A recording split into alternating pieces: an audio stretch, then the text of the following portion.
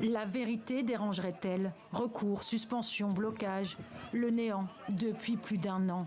Mais cet homme a décidé de relancer l'enquête. Tarek Bitar est le juge d'instruction libanais chargé du dossier. Effet immédiat, 5 détenus libérés et 8 hauts responsables inculpés. Et pas des moindres, 2 généraux, Abbas Ibrahim et Tony Saliba. Personne ne s'y attendait.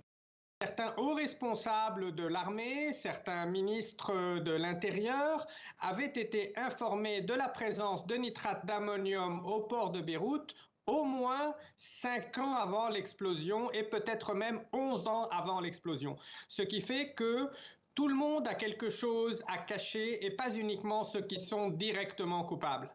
Le 4 août 2020, une double explosion détruit le port de Beyrouth. Plus de 200 morts, plus de 6500 blessés.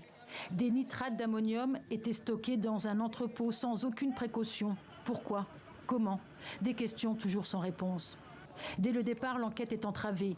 En décembre 2020, le juge Fadi Sawan poursuit Hassan Diab, Premier ministre à l'époque du drame. Celui-là même qui promettait de faire toute la lumière. Le magistrat est rapidement récusé.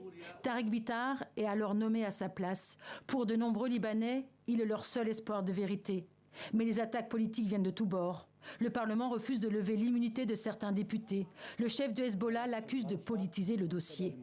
Selon la chaîne de télévision libanaise MTV, le juge Tarek Bitar vient de dresser une liste de mises en cause. Parmi eux, le Premier ministre de l'époque, Hassan Diab, mais aussi le procureur général Ghassan Ouedat.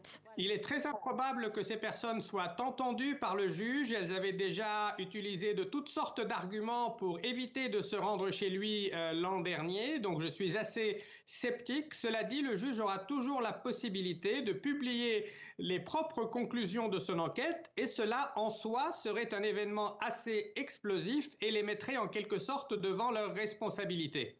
Un juge d'instruction qui inculpe un procureur général et d'autres magistrats, une première dans l'histoire du Liban.